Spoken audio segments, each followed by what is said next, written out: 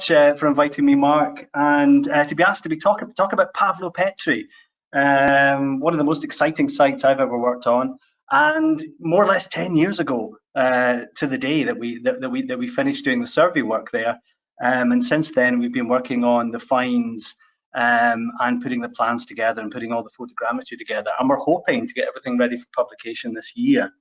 So it's a good time to be talking about this. I've got far too many slides. We'll see how many we get through. And then we've got a discussion where hopefully we can look at some of the interesting aspects of the site. And we've got Chrysanthi Gallo from the University of Nottingham, who's been working on the finds as a discussant. And of course, the great Dr. Nick Fleming, the man who discovered the site back in 1968. And a bit of a legend in the world of underwater archaeology and oceanography in general.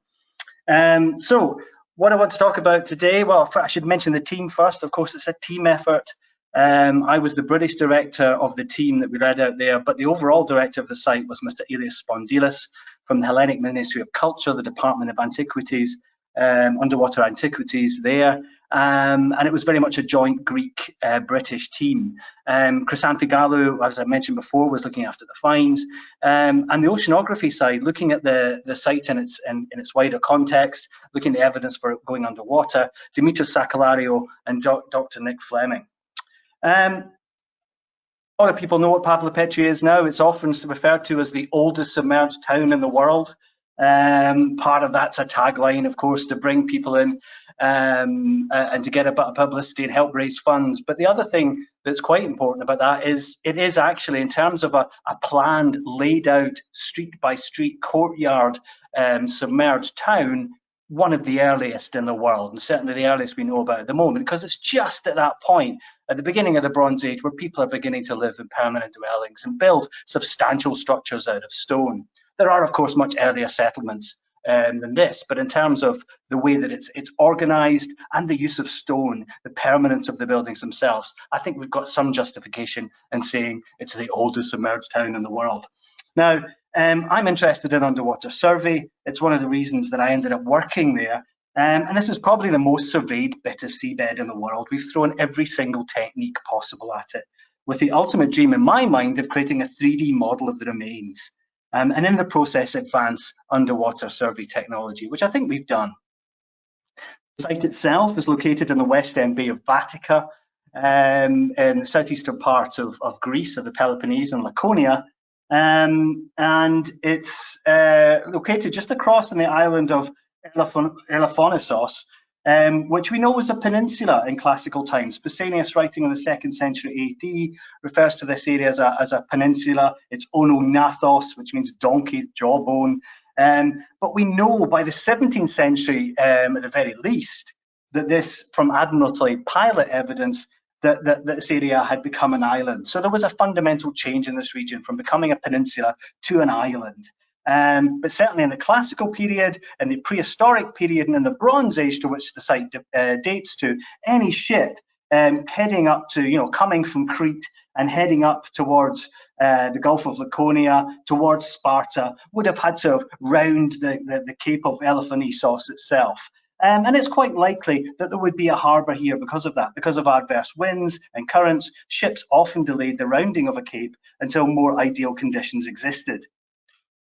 As I mentioned before, the site was discovered in 1967 by Nick Fleming, and he was in the area looking for evidence of sea level change. And he thought, quite rightly, that this would be a good location for a submerged structure, for a submerged harbour perhaps, because that obviously gives you good evidence that there's been sea level change at some point in the past. And Nick actually came across the remains of Pavlopetri, a startling discovery in 1967. I should say there was some mention to it by a Greek geologist, Phokon Negris, mentioned at the beginning of the 20th century that there were some walls in this area. But it was Nick that actually discovered the site itself, really, in terms of bringing it to the public's attention. And he returned 1968 with a team from the University of Cambridge, the Cambridge Underwater Exploration Group, which is a team of undergraduates mainly. Amazing work that they did, really. And what they did was do a plan of the site using hand tapes, mainly in a 20-metre grid of known points, and produce this amazing plan of a Bronze Age town covering an area of about 300 metres by 100 metres in 1 to 4 metres of water, and consisting of at least 15 separate building complexes, courtyards, streets, 2-chambered tombs, and at least 37 cist graves, stone-built graves. And the underwater site continued southward to Pavlopetri Island. You can see at the bottom of the slide there. And on the shore, on the mainland of Viglafia, there was a cemetery of about 60 small rock-cut tombs, a few of them submerged and none of them officially excavated. And they got some surface finds from that initial work, some archaeological material, pottery, figurines, obsidian, and small finds collected during that survey. And they're unstratified surface finds, and they're suggesting a date range from the early Helladic, middle Helladic, late Helladic period, about 300,000 to 1180 BC. And buildings right through that Bronze Age phase. But the buildings were thought to be Mycenaean because they thought that they would date to the late Bronze Age, the latter part of the occupation. An amazing site. I mean, absolutely fantastic discovery. And then nothing for about 40 years. Some 40 years after the original survey, I ended up by chance sharing an office with Dr. Chrysanthi Gallo in the Department of Archaeology at Nottingham. And she was working on a reassessment of the finds from Pavlopetri as part of her wider research on prehistoric Laconia. I was working on Scottish cranogs and muddy holes up in Scotland, but I had a look at what she was doing, and we got together and thought, well, it'd be interesting to return to the site and try and get some more secure dating evidence, perhaps from the pottery, and get an idea of how the site was submerged, but also start to develop some of these survey techniques which I was using on cranogs at the time. And we thought about contacting Nick Fleming as well. And we made inquiries and found out that he was interested in going back.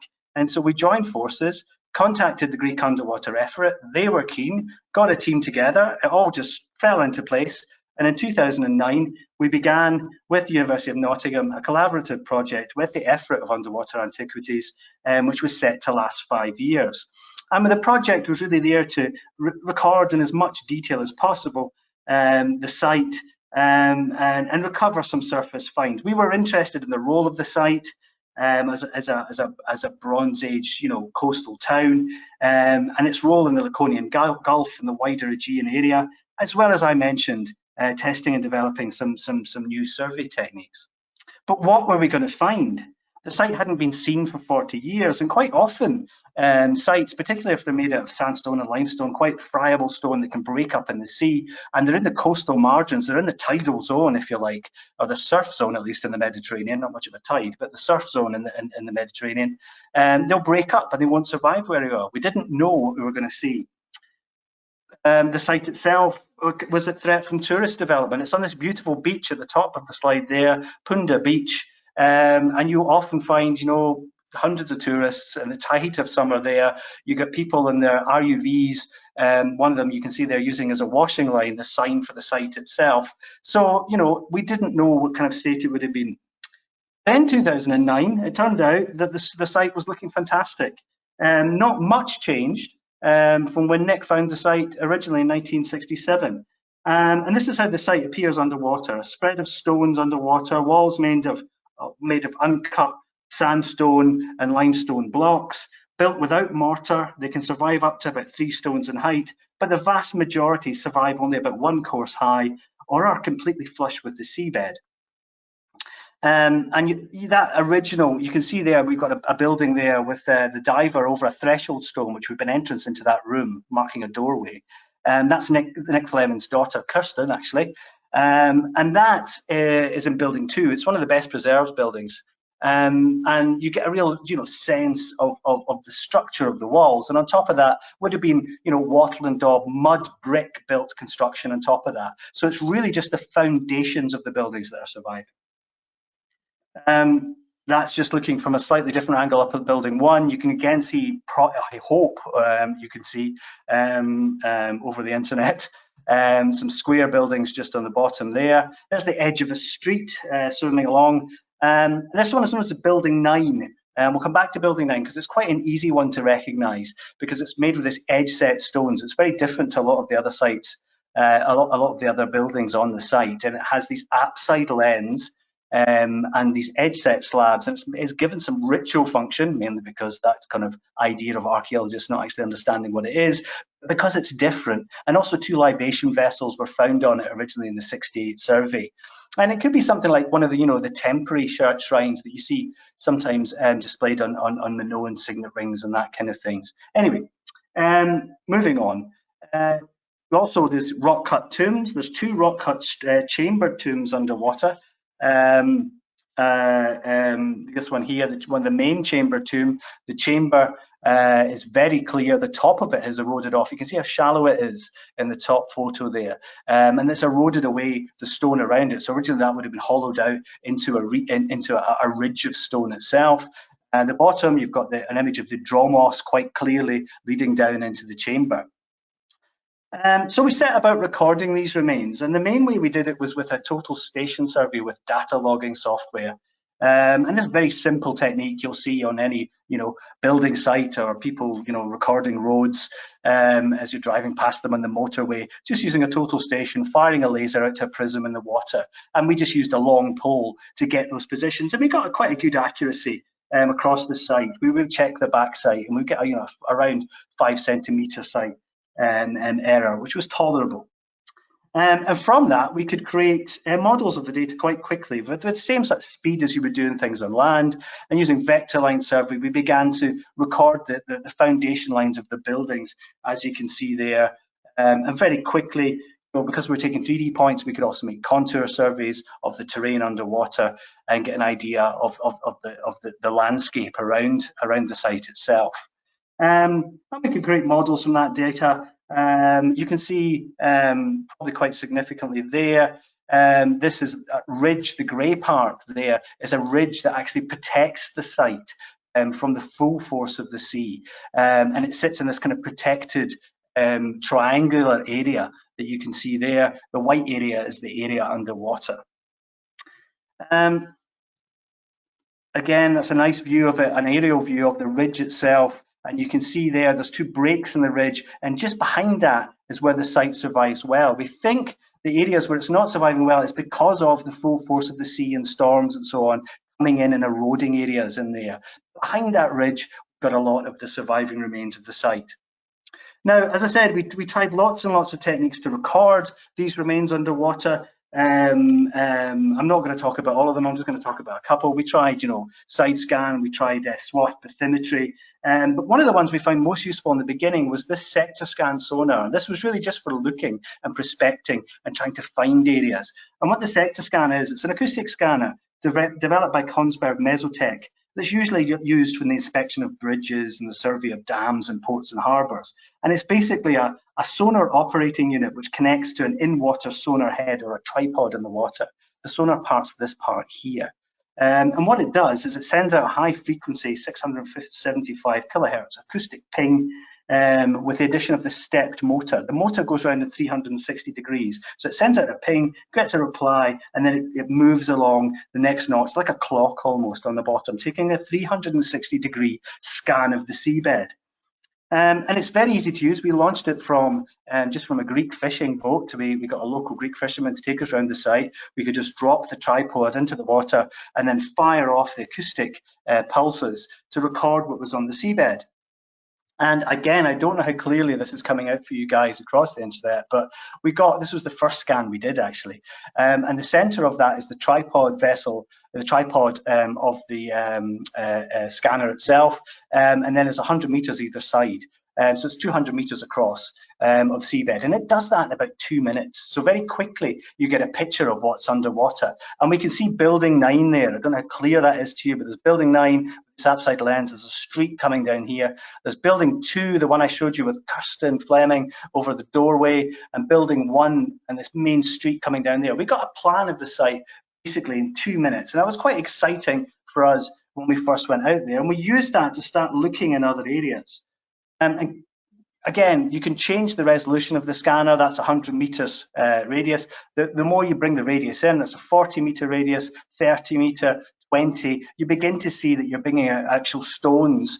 That's building 9 in the center there, this area here. And you can begin to, plan areas. You can see individual stones and walls and so on. You've got this problem with acoustic shadow that you'll have with any acoustic technique, sonar technique, as it hits something upstanding behind it. There's a shadow. So all you do is move the sonar to another part and image it again and then merge the scans together.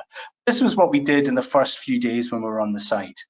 And we found other things with it. That there is a cyst grave. So this is 4 edge set stones to mark a small grave, probably for a child burial. And we found new cyst graves doing that.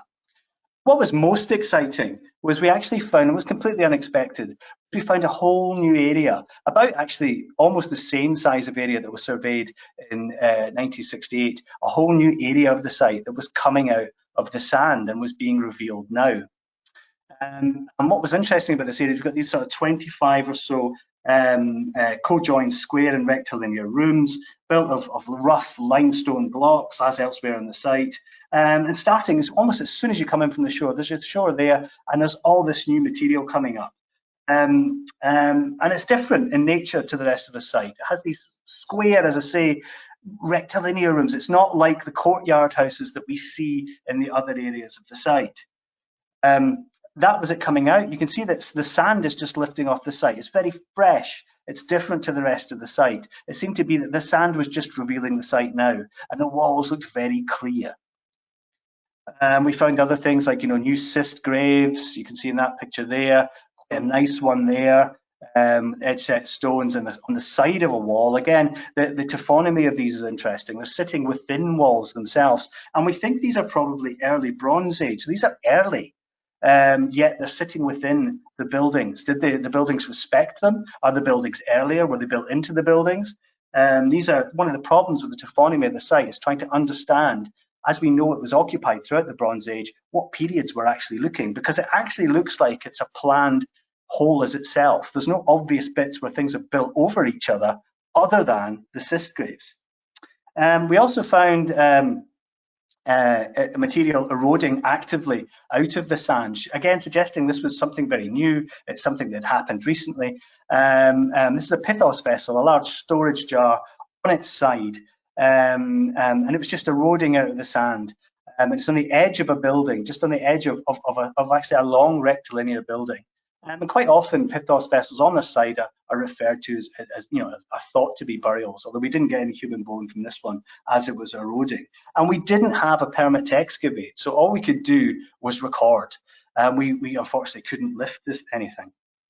And that meant that the sea slowly excavated it over the years, and we had to watch the sea remove things. So that was it in 2009. By 2011, the whole thing had gone, and all that was left, the little handle you can see there. But we recorded that as it went. This is what's going on all the time in Pavlopetri. The sea is slowly excavating the site. It's been protected for thousands of years, people tell me. So why do we go back? Well, one of the problems is it's being revealed now. Not only is it being revealed, it's being excavated before we can get a chance to actually record it. We also found that these small square co-join buildings, and at the time we made the suggestion that perhaps they were similar to pillar crypts that you would see in Minoan sites in Minoan Crete. Ritual buildings which would have a central pillar and these quite distinctive square layouts. And there's some reason to believe that now. I'll come back to that in the discussion. But at the time I thought maybe it wasn't the case because A, it's not a crypt and that pillar's not particularly clear. But now there's more evidence supporting the idea that this area is a mortuary area of the site. So we've got this exciting new area. We also found another street you can just see running up here, and these are very shallow remains. I said a lot of the remains can be flush with the seabed. The sand is just lifted off this area. It's very clean. You can see quite clearly the edges of walls creating streets. We also use as I said, the sector scan to look for things, to find things underwater. And we found this large trapezoidal buildings, about 30 meters by about 15 across, and that was quite exciting. We weren't aware of that before. Underwater, it's very difficult to see because it's just these big long lines. The sector scan picked it out quite clearly. And then putting all the scans together, we can start to build a plan, an overall plan of the site. Now, this was a great technique for prospection. It was great for finding things quickly. You could put the scanner in, then send divers in, check what you found. But to be honest, you show this to the average person in the street, they're not going to make much of it. You still have to interpret it. It actually doesn't look like very much. So this wasn't the technique that was going to revolutionize underwater survey and really allow us to bring the site to the public. Great for the archaeologist, but not great as it's something that needed to be interpreted. So the technique that we worked on, which is now, I would say, completely established in underwater archaeology, people forget how much of a revolution there's been in the last 10 years in our ability to record things underwater. And photogrammetry has been an absolute game changer. In 2009, 2010, we worked with the Australian Centre for Field Robotics. Oscar Pizarro was at the cutting edge of doing photogrammetry for oceanographic survey, really. And we got him to come along to do some archaeological survey, obviously in Pavlopetri. And it was just amazing at the time. And we had quite a complicated setup. This was the diver rig. It's essentially just 2 cameras. It's a stereo camera rig. There's a depth sensor, a GPS receiver so it can mark its position, and a battery housing to keep it going. And most importantly, LED strobe pucks to light the scene underwater. And this was, at the time, cutting edge. Now you can probably do the same thing with a good SLR underwater, decent housing, and get on with it. You don't really need the stereo camera setup that we had then. But this thing would be rattling off pictures. You'd set it to take up a picture, 2 pictures per second, essentially was what it was taking. And you would swim slowly over the site, trying to get 50 to 70% overlap in your pictures to record areas underwater. We'd mark areas out, mowing the lawn, it's called, making sure we're trying to get that 50 to 70% image overlap. And each square, we'd get about 3,000 images per dive before the battery would go, and then we would go back up and download them and then do another area. And that's where we're using these lines underwater, which we probably wouldn't need to do now. Again, this was just to guide us. The kit didn't really need that. So you're mowing the lawn, and then you're producing areas after hours and hours and hours. And again, at the time, it was difficult to do because the Australian Centre for Field Robotics had written their own software to process this data. SLAM, it was called, and we had to have a whole server with us out in Greece, and it would take hours and hours and hours and hours to put these things together. Now you can pretty much do this off the shelf using something like Metashape, Agisoft's Photoscan. And actually, that's something we've ended up running a lot of the data through again, and I'll say a bit about that why in a bit later on. But we were producing these areas quite quickly. Again, I'm showing you just the area with building 9. And what's great about this is it's stone by stone photorealistic detail, and it's something you can show to people and they can understand.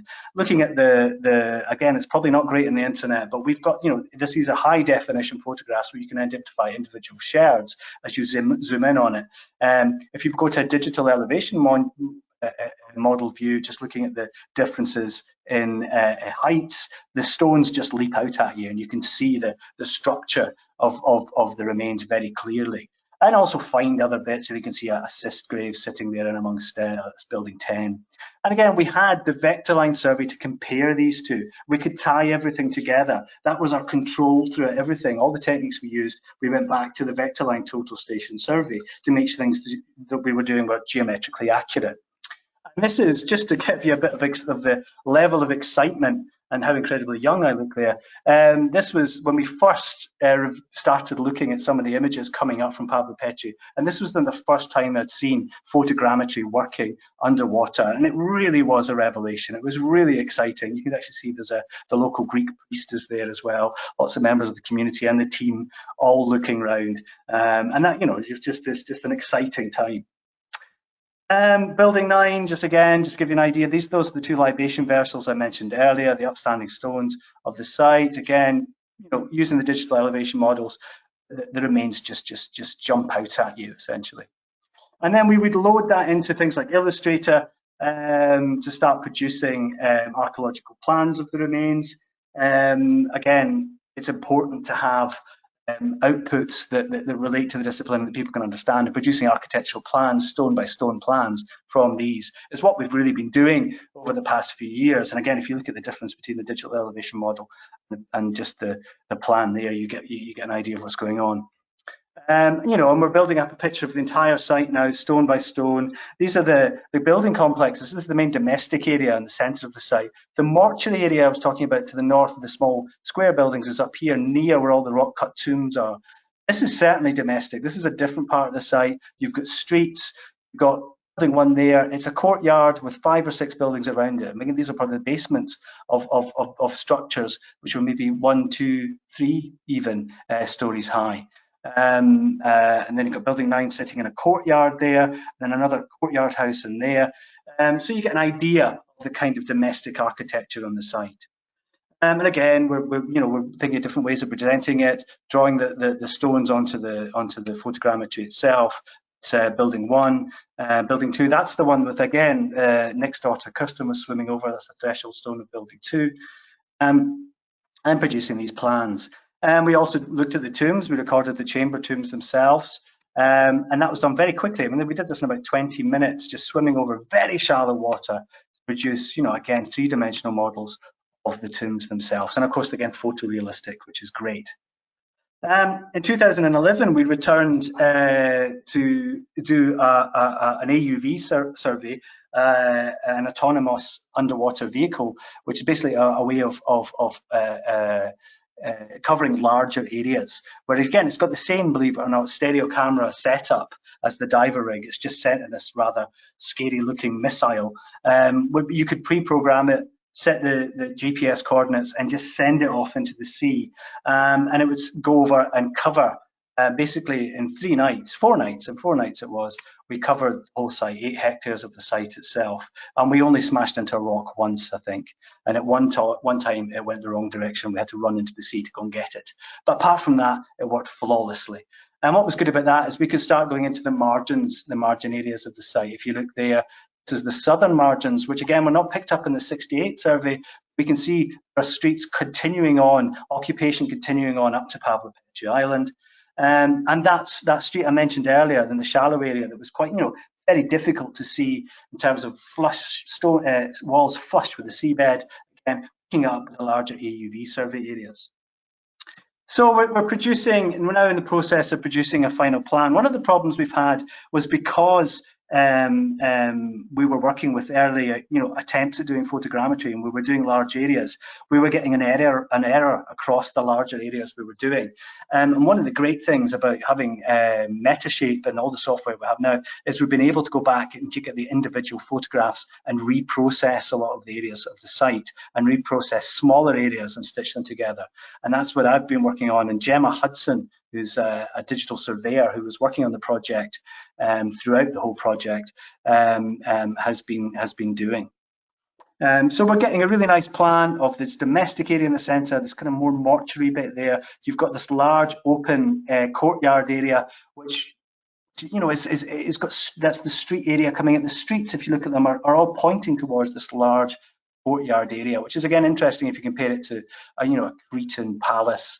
Or with the large courtyards you get there, or the megarons indeed of a Mycenaean fortress. So you're getting a kind of cross between sort of Bronze Age hybrid architecture going on with quite clear domestic buildings, streets. There's another street down here in the shallow area, and then they're all overlooked by, the whole site is overlooked by this ridge with 2 big tholos tombs, and then on this ridge, about 60 rock cut tombs. And 2 tholos tombs. We located 2 tholos tombs last year just off this. So the whole of the landscape of the living, if you like, is overlooked by the ancestors, overlooked by the dead in a way, which is really interesting.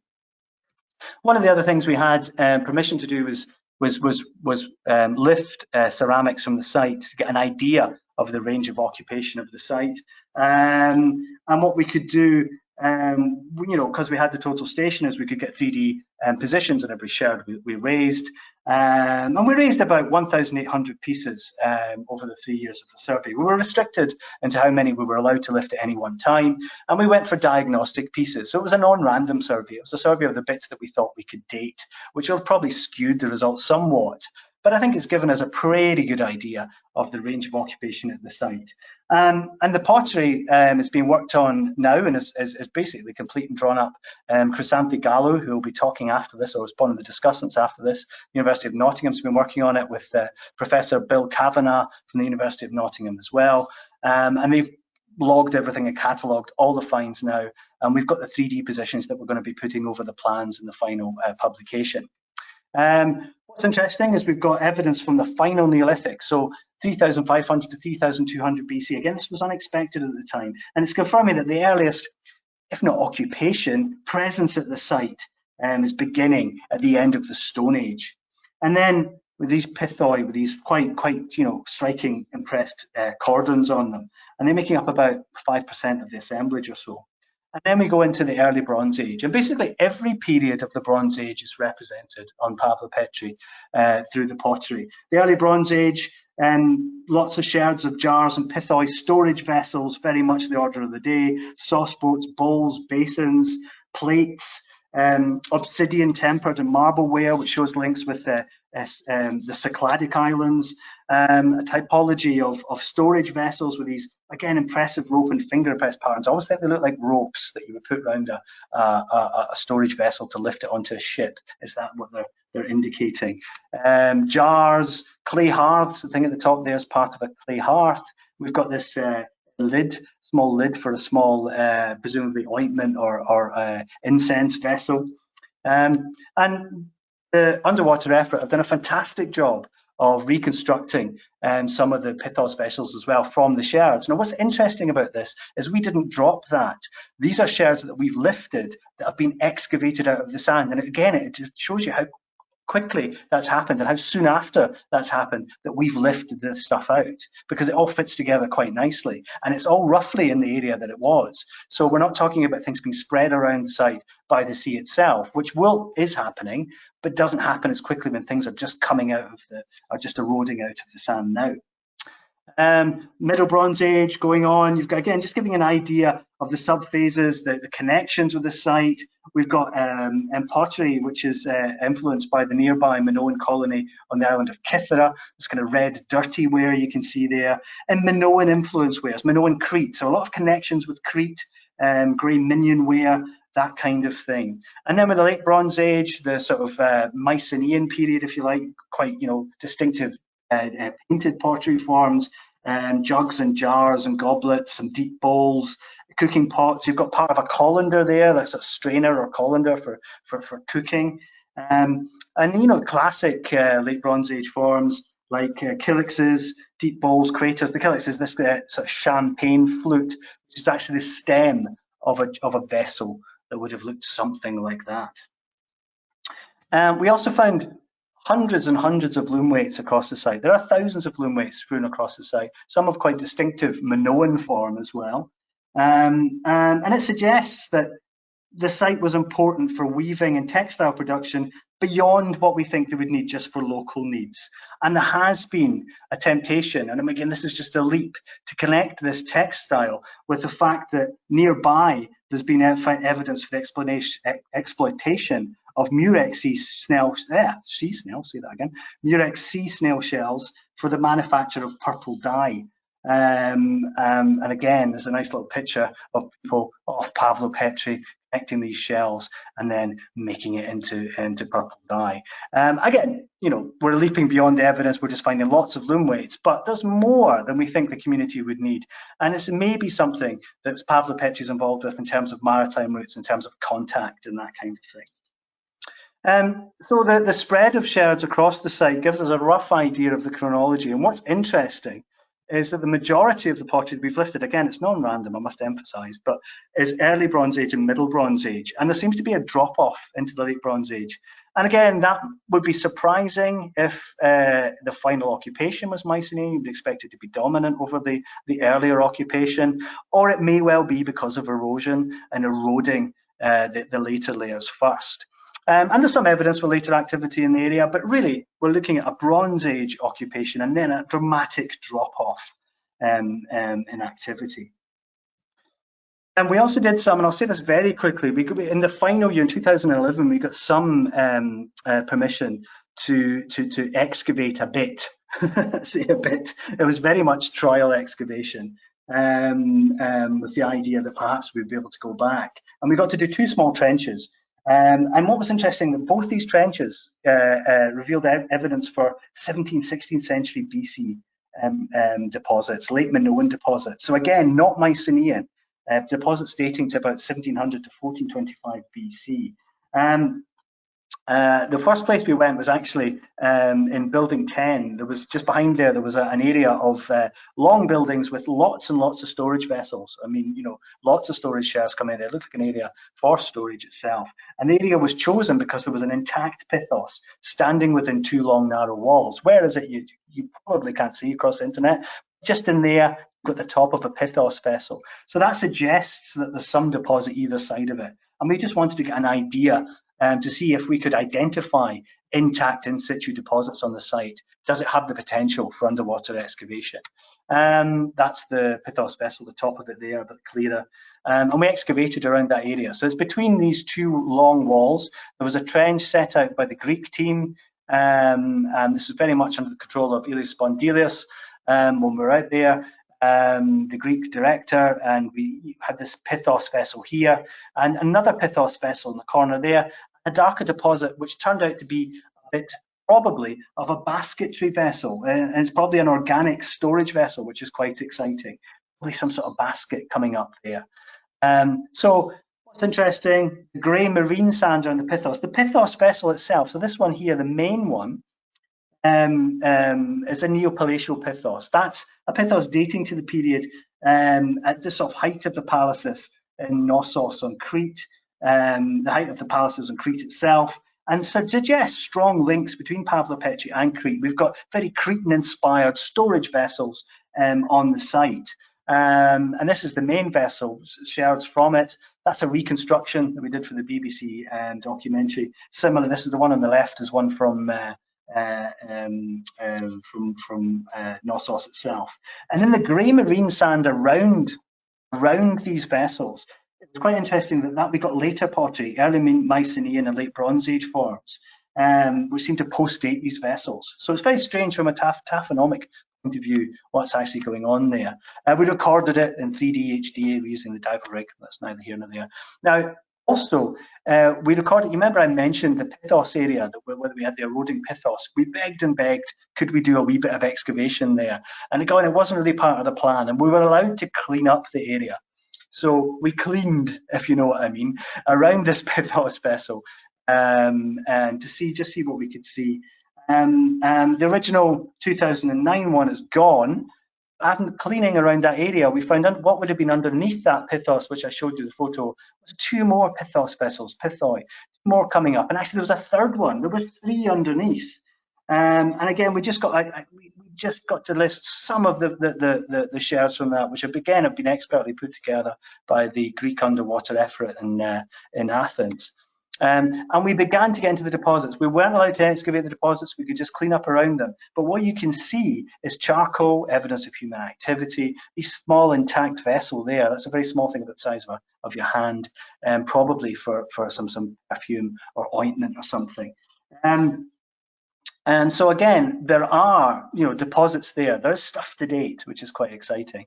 That shows you just really all we were allowed to do. We're just kind of scraping around what was there.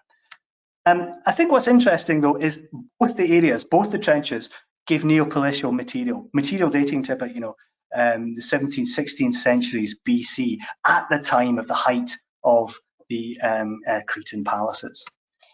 We recorded all our finds in 3D, well, the mainmost diagnostic, using this little desktop scanner. I put this up because this was one of the finds that we came across, and if you've seen the BBC documentary on this, you'll actually see me finding it, and people never believe it and think it was a plant, but it was just sitting there. And what we've got are these is this neopalatial amphora, quite a distinctive shape. It's in pottery, in ceramic, but it's got the sort of, you know, the indications of what would have been a metal vessel. And there are metal vessels like this from Mycenaean itself, dating to the same sort of period, but this is a ceramic version. So it's a neopalatial amphora, again, 16th century BC. And during the project, just up the coast, Spondylis and the Greek team located a shipwreck at Coulenti, a ceramic cargo of a wreck.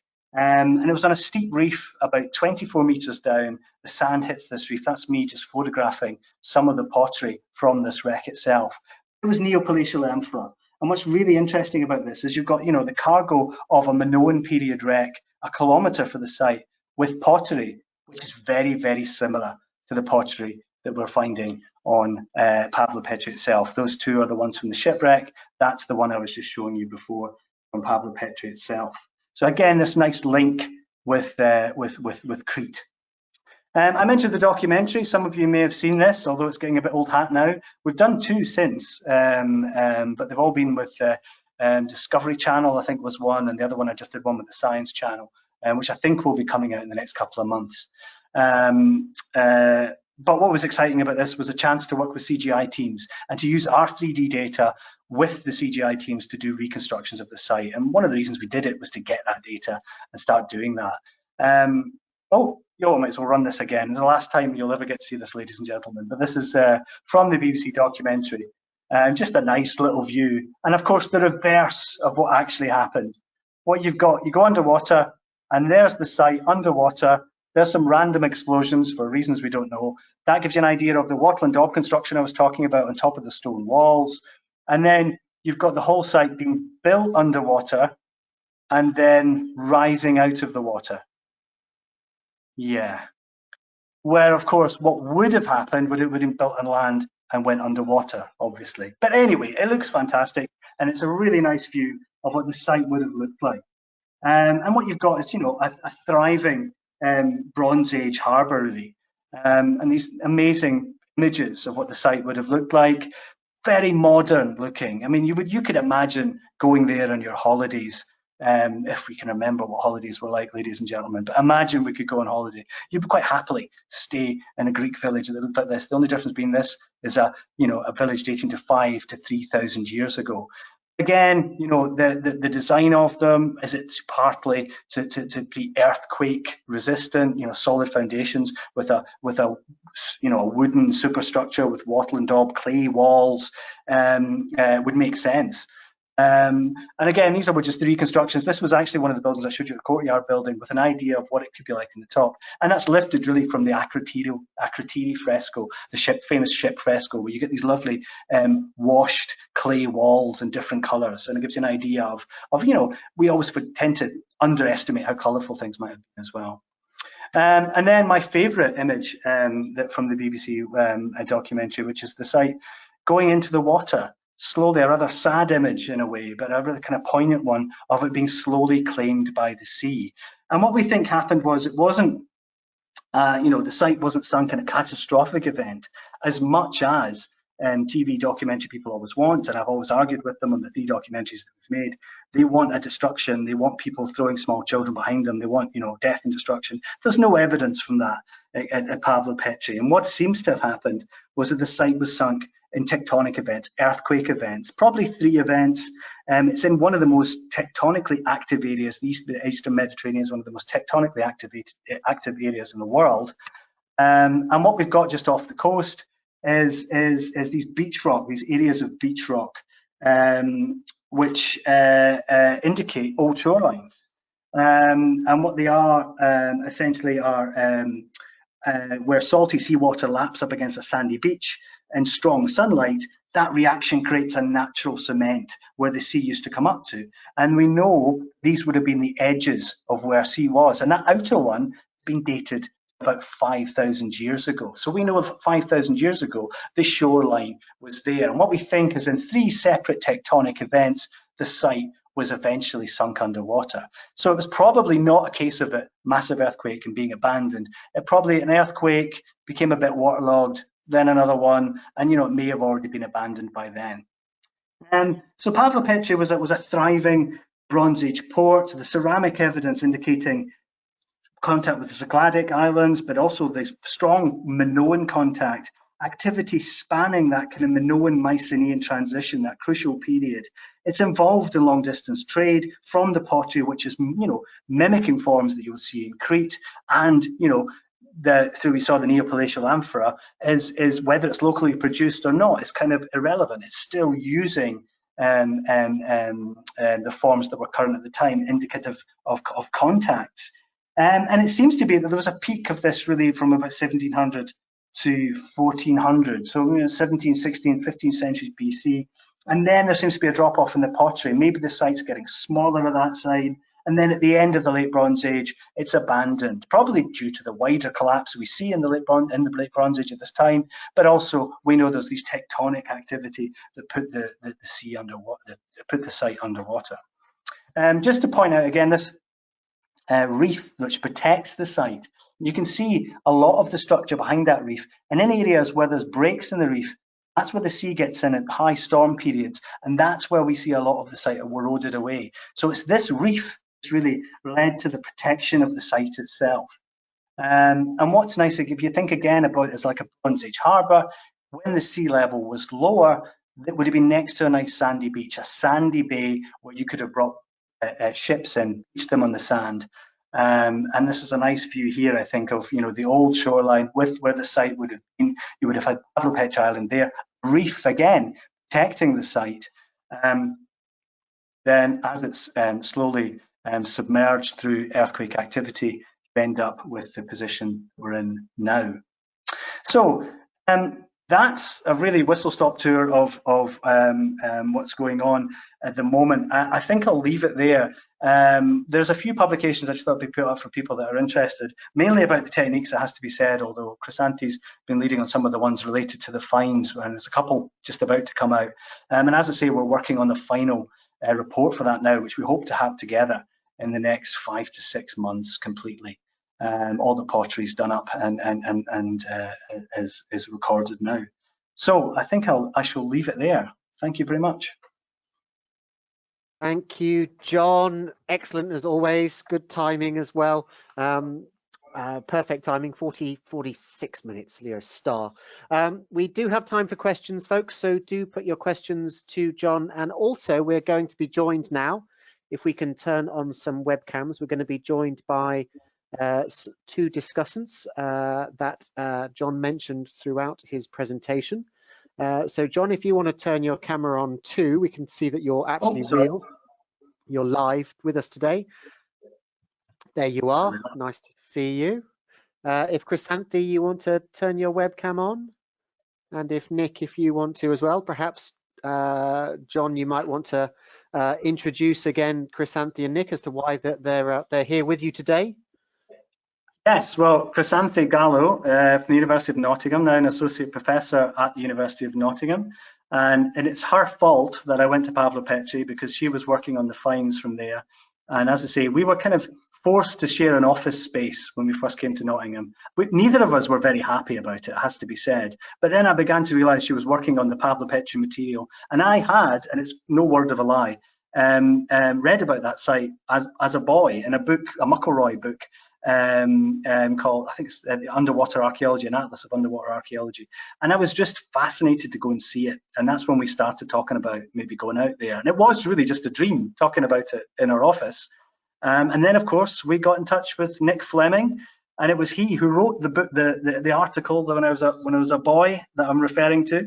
And Nick was very, very keen. Nick is a legend in oceanography, and one of the most encouraging academics you can ever come across. Very active, very dynamic, and with his support, I think with him coming on board, that gave us legitimacy, and we managed to get a Sinner Garcia, a collaboration with the underwater effort.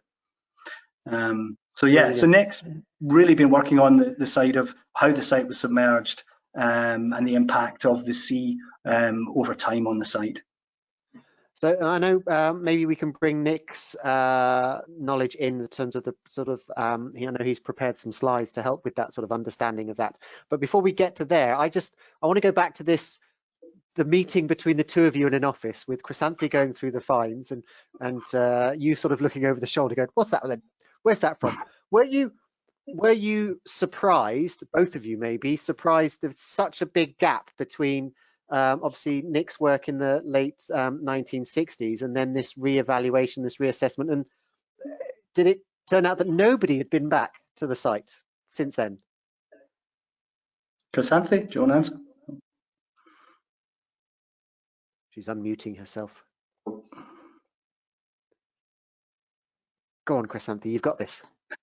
Maybe it's doing what it did to me, where it wouldn't turn off. Is it doing the same thing? It's really annoying. Let me see if I can help, Chrysanthi. Just bear with me. I might be able to override the system and bring you back. Try now. Oh, can I comment on the time lapse? Yeah. On the gap? Go on, Nick. Of course, Nick. Because in fact, I went back there after 40 years. Exactly. I was first on the site in 1967. And in 2007, I just went back to see whether anything still survived. And I was quite surprised how well the material had survived, although it was a bit damaged. And when I reported that to the F4 in Athens, they said, well, if anybody is going to do research on it, it has to be a professor of archaeology. And that I had to bow out at that time, and other people took over the excavation as John described. Yeah, I think the other thing about the delay is the 60s were a time where you had a lot of British and American teams working in the Mediterranean. And it was right at the time when Greece and Turkey and so on were developing their own management systems and their own underwater teams. And it went under the care of the Greek effort from that period onwards. And it's always been about protection and trying to protect that area rather than working on it. And I think one of the things we managed to make a case for was the idea that it may be under threat, it may be being eroded, there may be a problem there, and that's why we got the chance to go back. So the Greek team were very aware of it, and the Greeks were managing the site, but there wasn't an idea of doing active field work, I think. Right, understand. Chrysanthi, I don't know if you'd agree with that. Yeah. Yeah, overall, I think Laconia as a whole has been neglected. And already the British school had projects at Agios Stephanos, at the Menelayon, and at Koufouvno. In terms of the underwater site, the local F48 had done a small scale, kind of like rescue excavation in one of the tombs in 2004, if I'm not wrong. But that was published actually very late.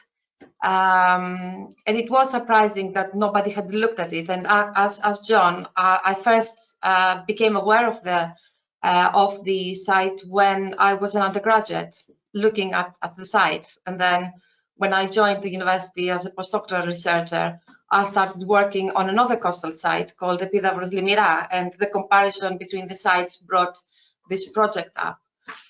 But I think a lot of people try to go for new excavations, but it is important that we look into what is available and try to go back and look at sites that have been surveyed or excavated many, many years ago. And as we did with John and Nick, we just wanted to go back and test new technologies as well, because archaeology is developing. And this is important for any team that are looking for projects at the moment. I think Nick had his hand up. Go on, Nick. If I could comment on that about going back to sites, I learned a lot from this evening's presentation, massive information that we didn't have 5 or 10 years ago. And when you compare that with what was being done 40 years ago, the advance is absolutely incredible. And technology is improving so rapidly that, and underwater sites are under threat from climate change and sea level rise and pollution and so on. And we've just got to keep working on known sites with ever improving technology, getting more and more information out of them as fast as we can. Absolutely. Yeah, I mean, I think one thing that I think is really important to bring up. Can we still see my slides? Yes, we can, John. I think if I don't know if I can control them. Hang on. You can. You should be able. Yeah, this which Nick might want to talk about these. Now, he was talking about storms. This is a storm in 2018 off the site. The site has been pummeled by the sea, and there was this idea that it had been there for 5,000 years and it'll always be there. We've seen massive changes over the last 10 years on the site, and basically when I've gone back to do documentaries, it changes. This is in 2017 in December. You can see that the whole site looks like a moonscape. It's not just a bad picture. This was after a storm. There was a big storm the day before.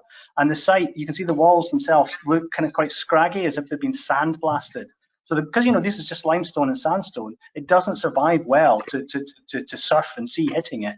And there was lots more. The area that I talked about that we excavated was actually behind the diver there.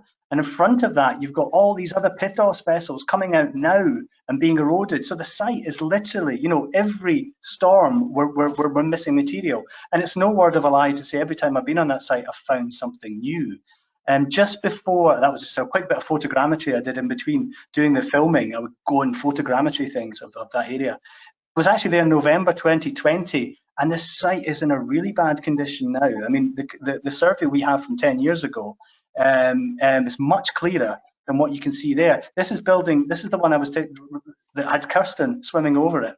Very clear in 2010, and then you look at it at 2020, the walls are almost gone, eroded away. Building 9 on the left, that's it in 2010. On the right, that was in 2020.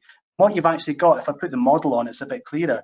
You've got that whole wall on that side has gone.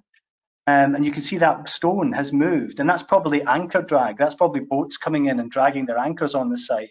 It's also the activities of the sea. So, you know, there is a lot of activity on there that should be recorded now. We should really go back and survey it again and compare it with the survey that we've got now.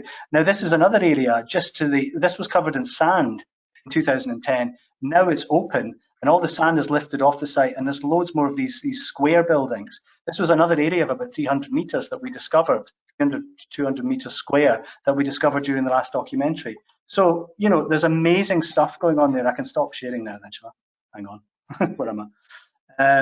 Yeah, just to give you an example. Sorry, I don't want to start another lecture, but I think, you know, these sites are under threat, and they're not going to be there forever. Is there much pleasure craft anchoring?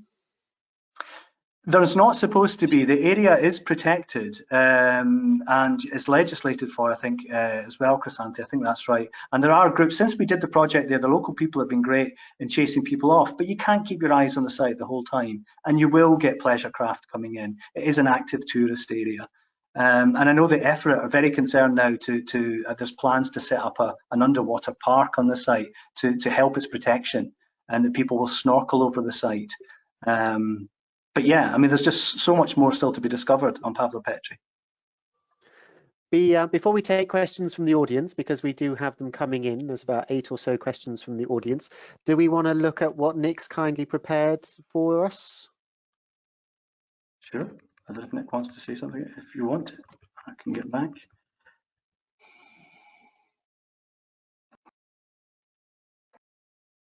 Nick? Mark, you'd like me to comment on the submergence of the site? Yes, please. Yes, please. And then we'll take some questions. John already showed a version. It shows the beach rock and the sea level rising in steps. Can we have the next slide, please? On a different aspect of sea level change, not tectonics and the earth moving, but the water itself rising. When the ice melted at the end of the Ice Age 20,000 years ago, the sea level rose about 120 meters. And that rise of the sea level dumped a lot of water into the Mediterranean and caused the Mediterranean land itself to sink a bit further under the weight of water. We have the next slide. Mark or John, yeah, okay. So in the last 5,000 years, this is the probable rise of sea level. This is quite different from the earthquakes that John mentioned earlier. The models on the effect of adding water mass to the Mediterranean, produce slightly different values, but it's somewhere between 1.5 and 3 meters in the last 5,000 years. So let's say 2.1 meters of rise, and the remaining 3 meters or so is the earthquakes. So the two together cause the subsidence. Next slide. Okay, to put it mildly, there's a lot of earthquakes in this area. This is a combined map showing all the earthquakes of magnitude greater than 2.7 in the last 1,000 years. And you can see there's an enormous clump of them around the Peloponnese, and even more close to Elefonisos and Pavlopetri itself. Next one. Very briefly, I don't want to go into the technicalities of this, but this is what is called a wind fetch diagram.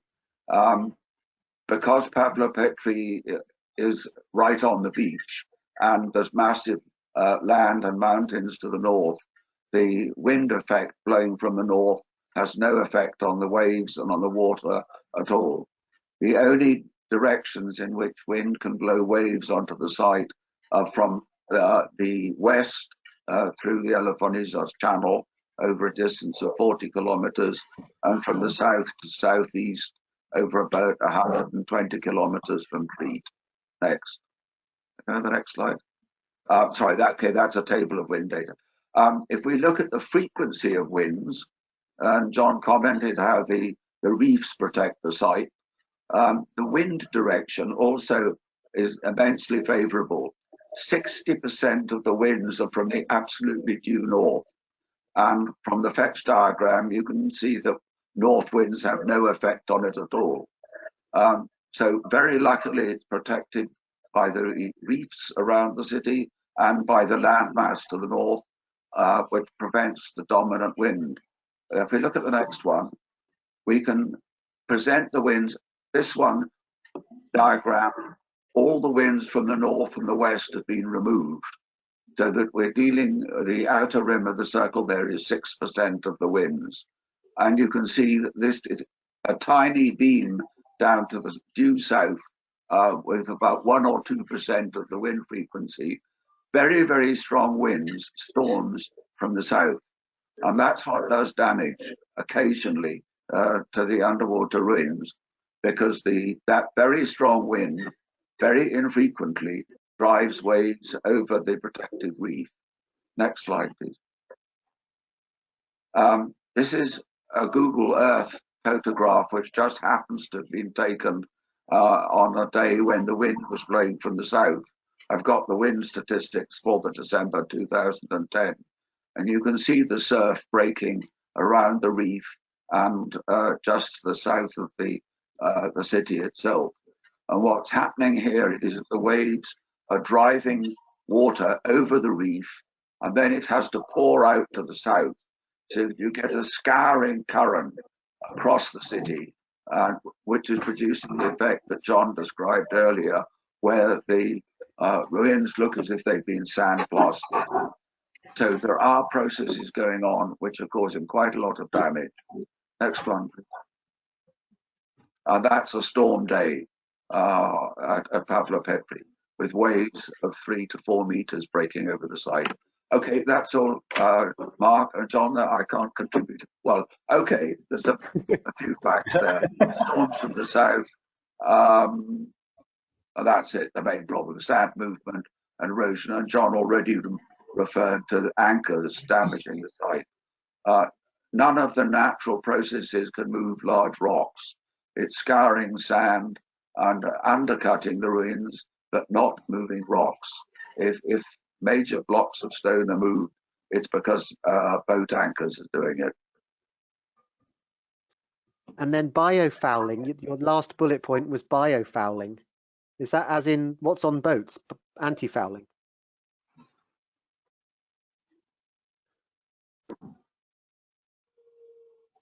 Oh, you're lost muted, your sound. He's muted. We can't hear you, Nick.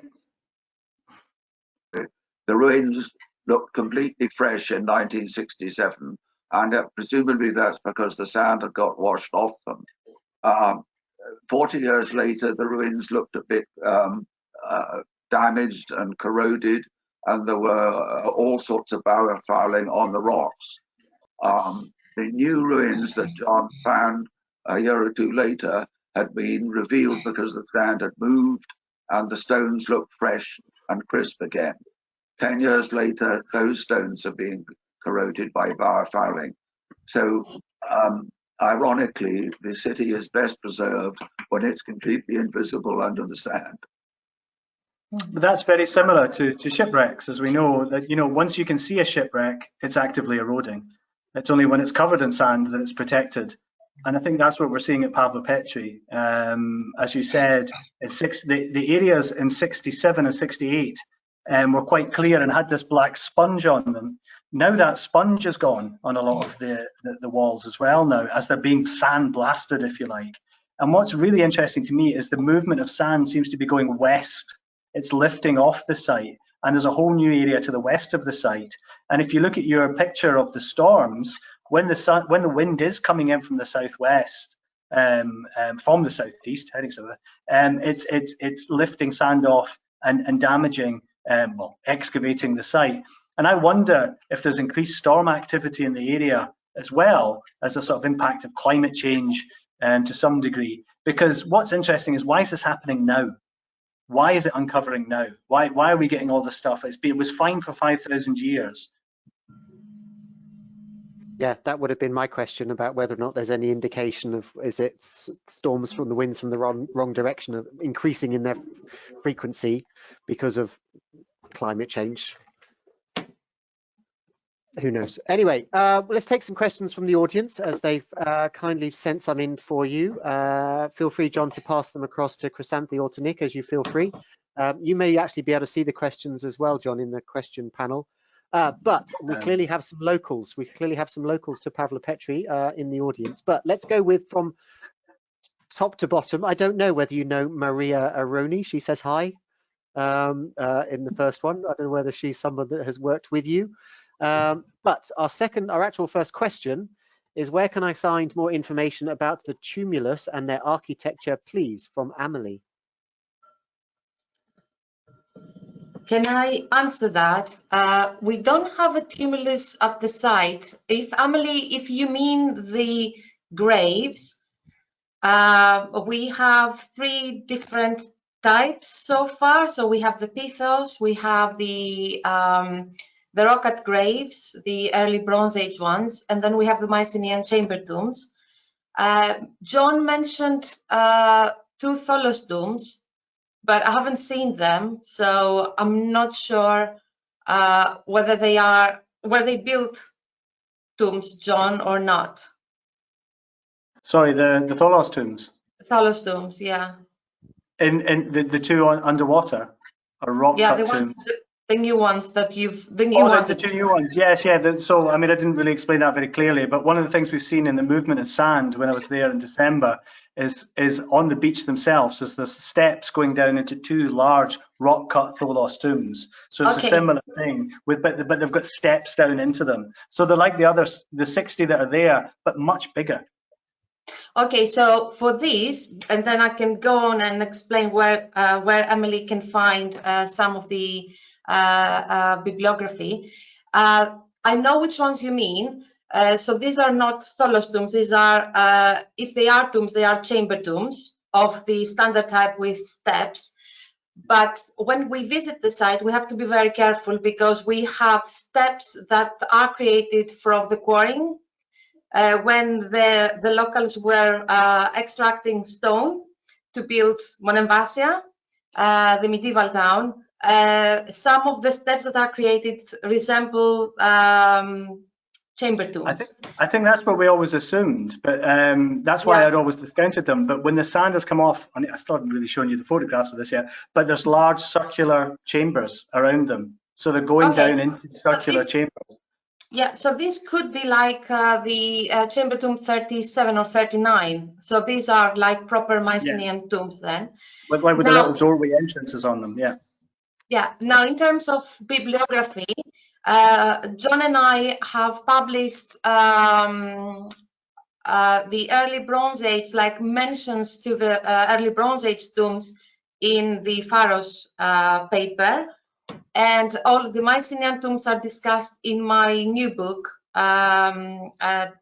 Mycenaean Death in Laconia, or Death in Mycenaean Laconia.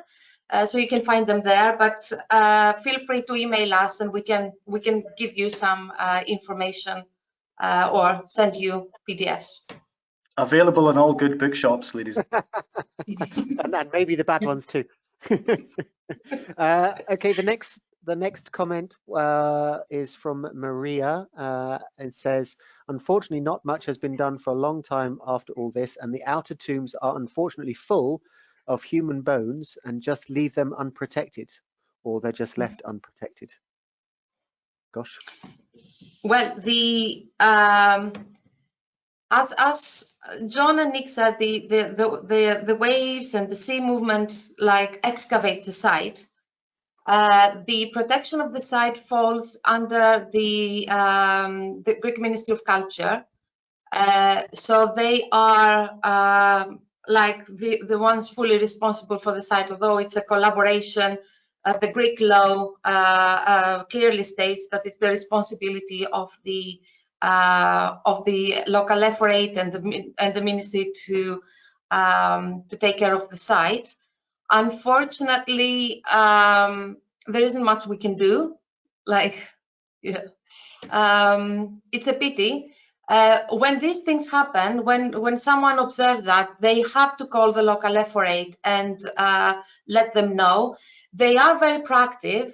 They are very. They always try to take care of the site, both the underwater ephoria and also the ephorate of Laconia, which is the land ephorate. We have a new museum at Neapolis, and there is always a person there. So what I would urge people to do is when they see like human remains, when they see antiquities taken out on the shore, they should call the local ephorate. And if they can't do that, they should call the local Coast Guard. I would say as well, I mean, one of the reasons I was down there before Christmas is because the local the underwater effort are quite active when they hear of reports, particularly of human bone. They'll be down there and they record it, and they send quite a large team to do that. But they need to know about it, and equally, this is going on all the time. So it is a resource problem, and I know that they're trying to draw up plans to protect the area through I think the idea is an underwater park, so at least there's eyes on it. But yes, they're certainly proactive. Thank you. It's good that they are. Imo has asked, have you used sediment sonar? I wonder if that means as in like sub-bottom, maybe? Sediment sonar, does that ring a bell? I think it might mean sub-bottom.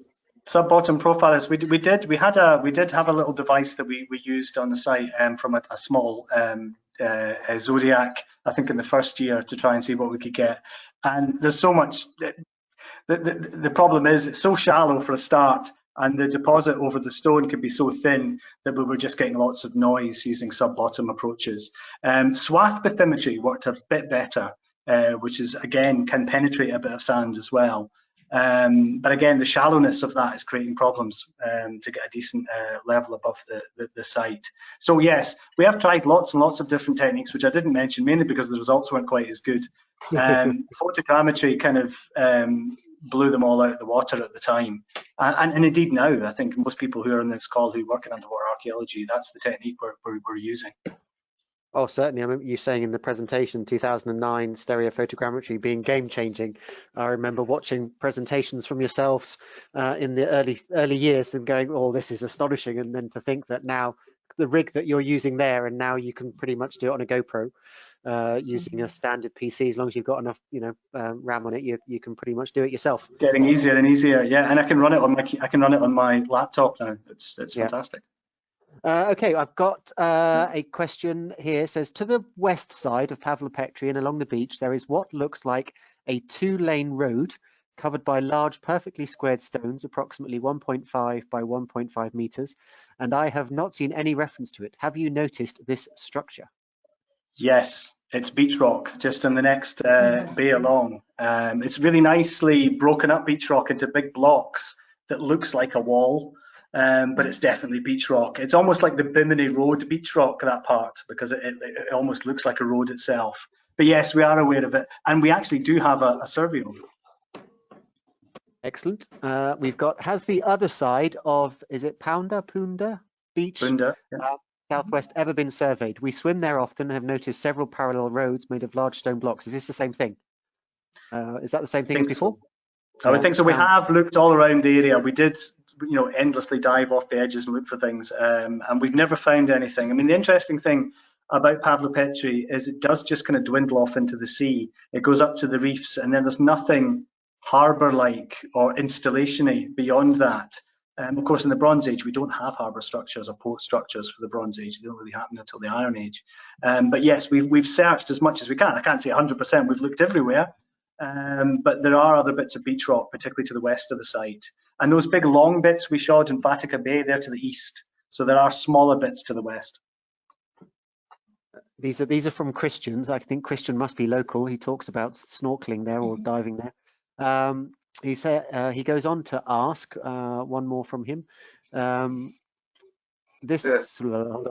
Greek Archaeological Service should be made aware that there is a lot of harbours, the Bronze Age. The examples from many dozens of coastal Bronze Age sites in the Eastern Mediterranean is that there's never a constructed breakwater or loading jetty or dock or anything like that. They use the natural shelter of creeks and bays, and Pavlopetri is in exactly the right place, as I think we said right at the beginning, to have a sheltered sandy beach. We really have searched many dozens of Bronze Age sites, hoping to find or trying to find structures earlier than the Iron Age, and we failed. And it more or less proves that they don't exist. Can I ask here, what about the site of Corfu Kalamianos in northeast Peloponnese? The American archaeologists there have mentioned some type of harbor installations, and I think these are kind of like unique.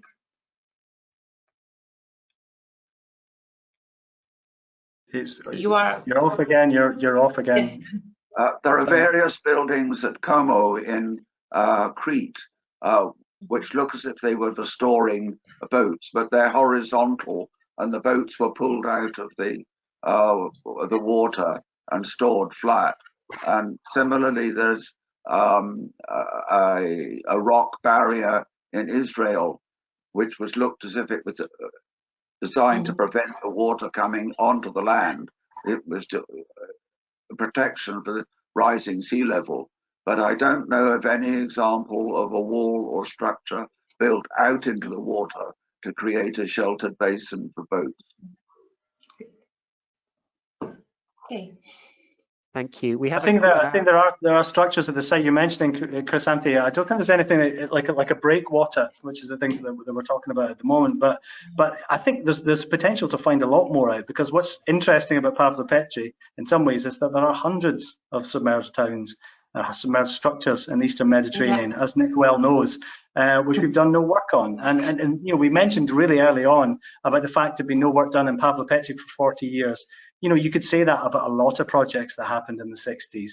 And now we have the technology to do it. Now we have the ability to go out and do this quite quickly. I mean, just up the coast from Pavlopetri, there's Plitra, which is an amazing site, which doesn't have a complete survey. Okay, it's later, but it's still a very, very exciting site.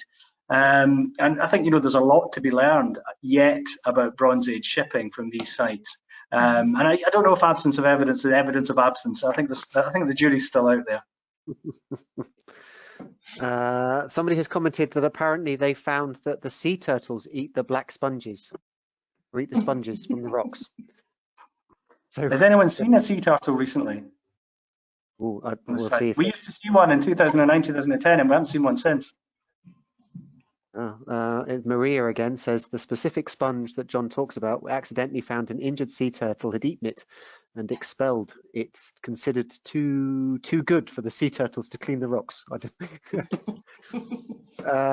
we have a question about cart ruts, and it doesn't know whether this is from the same period as Pavlopetri, but there are many cart ruts visible in the area, especially just beyond the harbour. Have any studies been done into these? If yes, what I'll let period? Nick will talk about the cut. There's quite clear cut ruts heading towards Elafonisos Island and to the west of the site, but I'll let Nick say something about them. This is the cart ruts, John. Yeah. No, I'm not an expert on this at all, but everything I learned when I was out on the site there and talking to archaeologists and other people on the team suggested that the cart ruts are much later. I mean, the last few hundred years, that they don't go into the water. We had snorkelers working all the way along the shore, the mainland shore of the channel between the mainland and the island of Elafonisos, and we couldn't find any ruts going more than half a meter or a meter into the water. Going back for a moment to the Bronze Age harbour issue, there are rock structures, boulder structures in the Red Sea, and I'm not sure whether it's southern Egypt or the Sudan, but they probably are what we would call pre-Bronze Age, or what I'm thinking, yeah, Bronze Age materials in the Red Sea, at least one or two sites. And it was technically possible, but in the Mediterranean, there were so many natural harbors as the sea level rose and went into all the valleys and came over islands and creating bays, that it really wasn't necessary until later. Yeah, I mean, I think the cart ruts, certainly my impression is they're much later and are probably for loading, you know, that we're going to Elafonisos in the last couple of hundred years. You know, and as Nick says, they just stop when they hit the water, which is the key thing. So they relate to this period of sea level. Are there other examples of the period where the sort of the dead amalgamated into the walls of the houses? You know, the use of the burial cyst as part of the wall. Are there other examples? That's one for our burial specialist, Chris Antigallo. Was it for the cyst graves? Yeah. Yeah. Are there other examples of them built into walls? Yes. So they are quite common. They are what we call intramural burials. And usually we have similar ones, for example, from a nearby site at Agios Stephanos, which is near Skala in southern Laconia. And it's a practice of inserting cyst graves that accommodated child burials into the walls of abandoned structures or abandoned areas of a settlement. And sometimes we find them also under the floor. And this is probably, it has to do with the burial practices of the Middle Bronze Age, so the early second millennium BC. And it's probably what archaeologists argue is that the children were very important for the families. There was a high child mortality rate during this period, and it could be that they were placing these tombs next to their habitation area or even under the floor of their houses in order to keep the babies with them, and these babies will bring more babies to the family, because the continuation of the lineage and the family was very important. So it is a very well-known burial custom of the period. It's also the case with the Pithos burials, for example. There are some examples from areas in the Peloponnese where we find this type of evidence, as well as from Crete. And is it only children? Is it only the remains of children? It's not, you're not keeping granddad close, you're keeping your child that you've lost well, close. It could be both. Like the ones that we find under the floors of houses, they belong to children. At Agios Stephanos, a lot of these intramural graves accommodated adults as well, but these were in the abandoned areas of the settlement.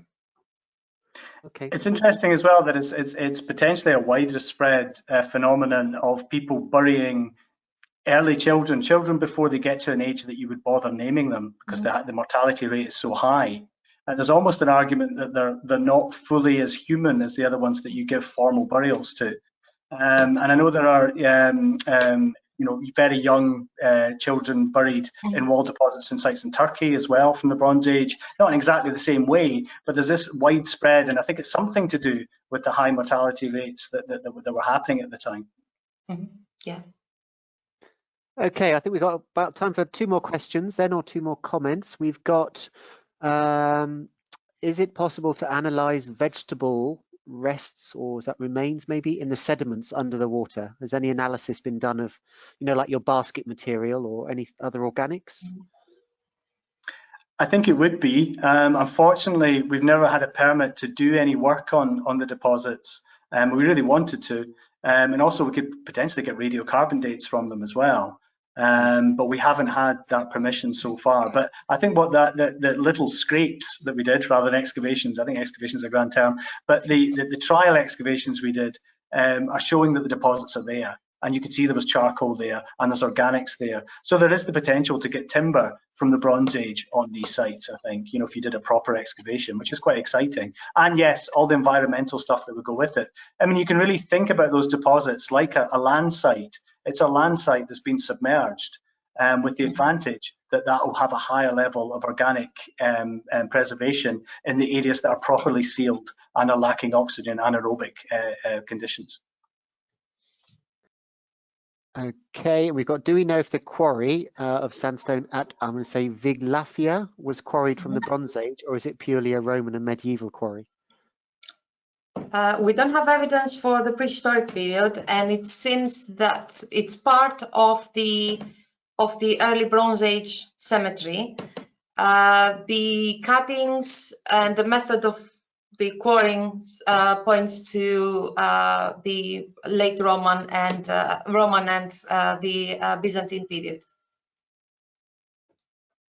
Brilliant, thank you. And somebody's commented, apparently there was a turtle nest in front of Pavlopetri in 2020.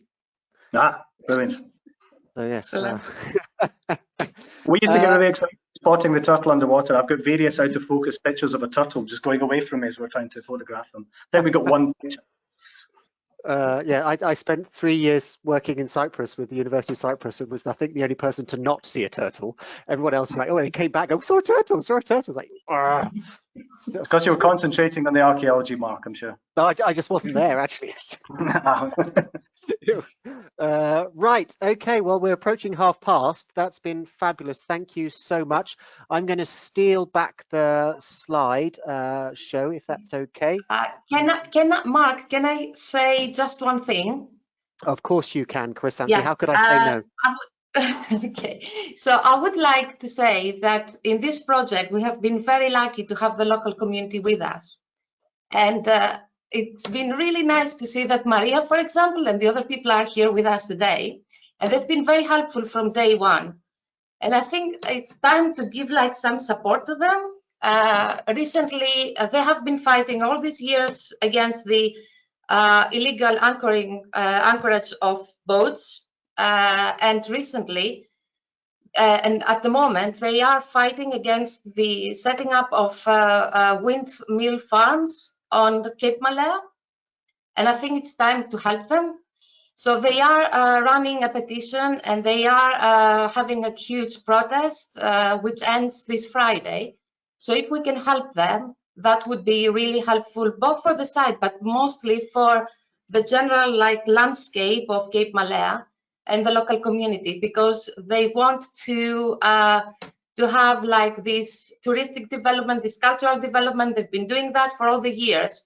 And I think as archaeologists and as members of the public, we have to help the local community with that. Thank you. Absolutely, well said. And if you want to, Maria, if you want to share any links in the chat, then we can obviously post those on social media feeds as well. We can do that for you ASAP, as soon as possible, tonight or tomorrow morning. Thank you. That would be no problem whatsoever. Well said. Yeah, I think the support we got from the local community when we were out there was just fantastic. I mean, it's been one of the most pleasurable aspects of the project was the support we got and being able to share the results with them. And it's just a shame we haven't been able to get back yet. But can I make a point on the local community?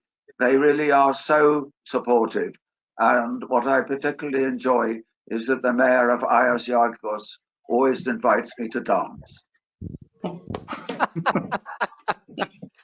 Well, it's one thing about this whole pandemic, about putting things online and actually being able to have audience members from all over the world to join, and obviously from the local community, giving them a chance to listen and also take part, to ask their questions. I think it's been one of the outcomes of this whole experience that's actually been perhaps positive.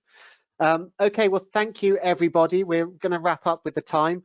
Thank you to John, especially, of course, but also to our discussants, to Nick and to Chrysanthi. Thank you, everybody, for attending today's webinar, submitting your questions and comments for our panel.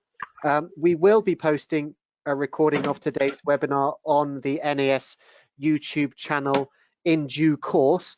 Just bear with us. It just takes us a little bit of time to get the edits done and then to get it hosted up on YouTube. In fact, the longest bit is actually uploading it to YouTube. But on our YouTube channel, you will be able to see not only this webinar, but also the previous webinars in this series, as well as ones from other series that we've done for the International Journal of Nautical Archaeology, and all